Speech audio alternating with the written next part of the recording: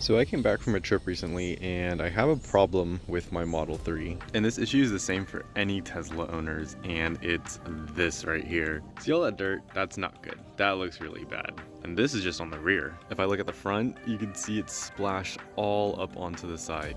And it continues all the way back there. If you can see the splashes all over my door and the bottom part. So this is the package it comes in. On this side it tells you the specifications for it. Here it tells you some specs, which is great. We don't need to drill anything, which is awesome. What's really nice about these, they're actually labels and it tells you where it's supposed to go. So this is for the left back seat, front passenger seat, right back seat, and the front driver's seat. It also comes with these parts to secure it into the already existing holes in the car. And lastly, we have a user manual. We have our product specifications, our package inclusion, and then an installation guide for the front and the rear. You really only need 3 tools for this job. So the first one is a pry tool. I used a flathead screwdriver as well as my nails, and that's just to pry out the existing rivets. Super simple. Another thing that I used is this wrench or a pair of pliers, and that's just to get the back bolt out for the rear two. You only have to do that for the back two. That's it. And a hammer. You need a hammer and not a Phillips head screwdriver because the screws that it comes with are plastic, and you'll see what I mean in a second. We're going to start off with the front, and the first thing you want to do is rotate the wheel so that you have access inside of the wheel well. Then we're going to start cleaning just using some soap and water and a little pat, but you don't need to do this part. You see that little plastic break in the tab right there? Yeah, right there. You're going to want to stick something really thin in there and kind of push it out. That'll pop the pin out of place, and then you can just pull it out. Super simple. I use my fingernail because my nails are a bit long right now. You can also use like a flathead if it's small enough. If it's not small enough, you'll see what I did in a second, where I basically dug it in a little bit and started wiggling it.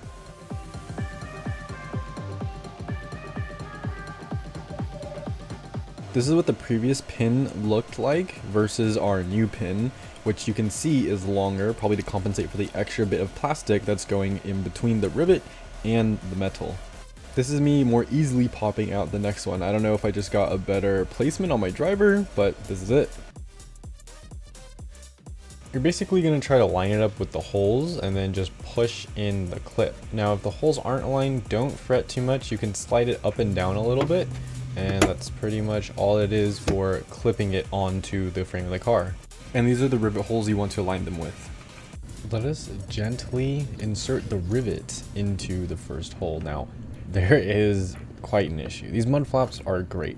You can see how they extend to the side of the car, and I'll touch on all of this again, but it offers great protection. The only problem with this, and this is not the product itself's fault, it's just these mud flaps in general, the less expensive ones, the screws it come with are really bad, and you'll see me trying to screw this in for a really long time. Of course, it'll be sped up, but the screw won't go in, and that's because, like a previous one I've had before, I realized the screw gets chewed up when you're screwing it in. Even if you have so much force driving it in, your bit will chew through the plastic as you're turning it. So what's the obvious next course of action? Well, it goes in, and the threads are not very good, so let's get a hammer. That worked. Okay, so that pretty much fixed it, just hammering it in. This is the screw that I try to screw in. You can see my bit completely chewed through the plastic.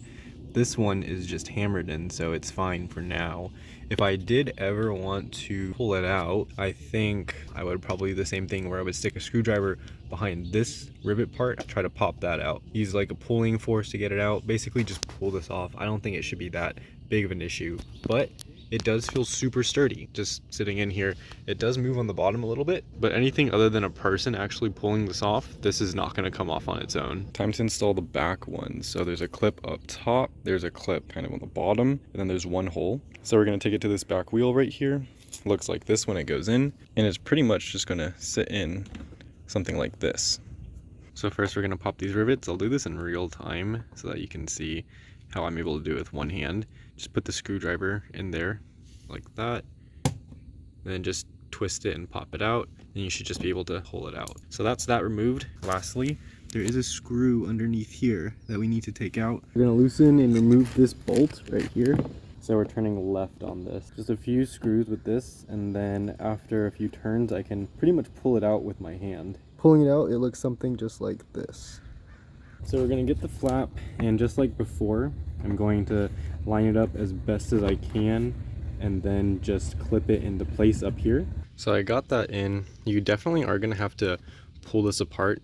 I was kind of pulling this away from the car as I was pushing this clip in. To take it off, I'd imagine you'd pull it from the inside to pull it out, but it's pretty snug in there. We just have to screw in the bottom rivets right here. So we'll do this one right here, and then we'll put the screw in after that. Had to reposition it a little bit right there, but that's the beauty. You can do that for now. So we have the clip in place, we have this washer hammered in, we have our bolt back in here. This thing's not going anywhere. Unless you want it to, you can always remove it. That's the beauty of these. So this is the car with the mud flaps installed. These are the back ones, these are the front ones. Take a look at it from the front. Looks pretty nice. Makes it look kind of whiter, which is a look that I really like. We have the front ones, which should, in theory, right, if we look at it, prevent anything from splashing to this back part of the car. So nothing should go past here. Everything should get caught in here instead of going up onto the body. Same thing if we look for the back. Everything that gets kicked up should be caught in here and not splash back here. Now, I'm gonna do a test. We can see obviously this side has the flaps. This side, it doesn't. So I'm gonna drive around for a while. I'm gonna see how much dirt gets kicked up on this side, looking at both of the front and the rear, versus how much dirt gets kicked up on this side. Now, I'm gonna look a bit silly having mud flaps only on one side, but it's for science, so it's worth it. If I look inside of here, you can see that the flaps have stopped a lot of this dust. Some of it has gotten underneath it, which isn't that big of a deal, but if you look under here, you can see a lot of dirt and stuff has been trapped inside of the flap, which is good because that means not a lot has gotten onto here.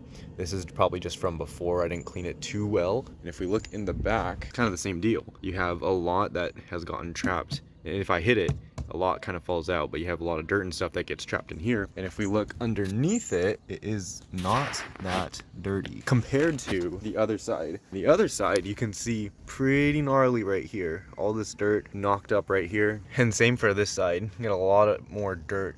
You can see it's really splashed up on here. So all in all, they're pretty inexpensive, and I think they provide pretty good protection as well as making the car look a little bit more aggressive. And those are the thoughts on these mud flaps. So I'm gonna go ahead and install the other side and drive around with some good protection.